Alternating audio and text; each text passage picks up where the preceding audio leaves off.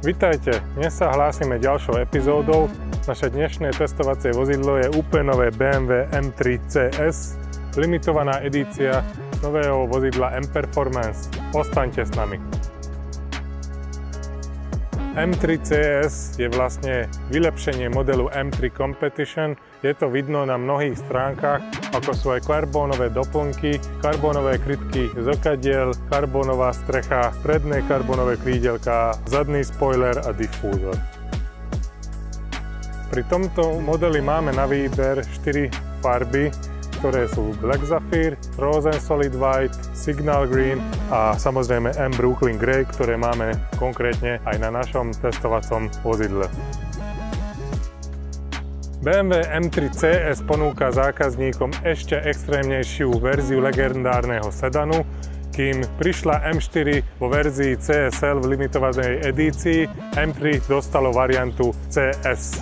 Podstatou tohto vozidla sú však aj jazdné vlastnosti, ktoré vyplývajú z vylepšených parametrov, ako spomínané použitie karbónových dielcov a titánový výfuk, čím udržali hmotnosť na 1765 kg. A čo sa týka zrýchlenia, naše vozidlo dokáže zrýchliť z 0 na 100 km za hodinu za 3,4 sekundy a na 200 km za hodinu za neuveriteľných 11 sekúnd, čo už sú naozaj krásne čísla. V interiéri nájdeme samozrejme predné karbónové škrupinové sedadlá, portový volant obšitý alkantarou a uhlíkové páčky radenia pod volantou. Vozidlo je vybavené so systémom ID.8 v kombinácii 12,3 a 14,9 palcov obrazovkou infotainmentu a hlavnej obrazovky. Výkon prenáša 8-stupňová automatická prevodovka na kolesá obok náprav v podobe systému X-Drive, ktorý preferuje zadnú nápravu, ale v rámci jazdných režimov je možné auto prepnúť na rídzy pohon zadných kolies two-wheel drive.